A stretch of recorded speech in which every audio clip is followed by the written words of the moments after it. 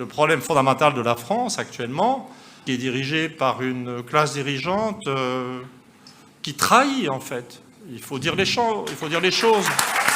On est des gens qui, à un certain niveau, semblent attachés à compléter ou mener à son terme le processus de désorganisation nationale. La France a perdu sa souveraineté monétaire et qu'aucune politique économique nationale n'est possible hors souveraineté monétaire, dont la reconquête de la souveraineté monétaire est une priorité absolue. La priorité, c'est la souveraineté nationale, c'est la souveraineté monétaire, c'est la sortie de l'euro. Et le problème principal de la France, c'est d'être prisonnière de la zone euro. Et c'est de ça qu'il faut sortir, à tout prix, en priorité. Vous voyez, je me suis battu inutilement 25 ans contre l'euro, quand même un quart de siècle. Hein. J'ai quand même fait ce que j'ai pu.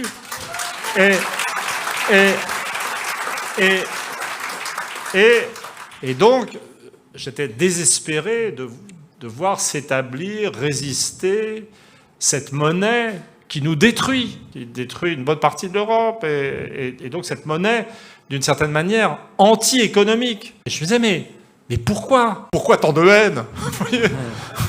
Pourquoi tant de haine pour les populations ? Pourquoi tant de souffrance inutile ?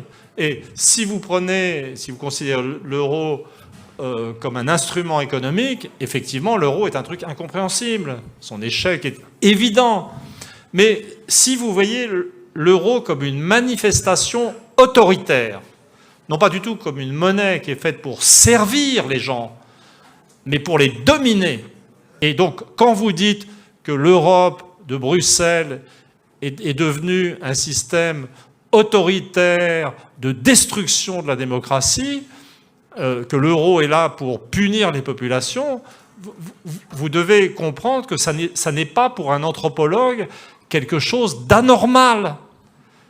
Il y a une certaine logique historique. C'est ce qu'on doit être si on reste dans l'Union européenne.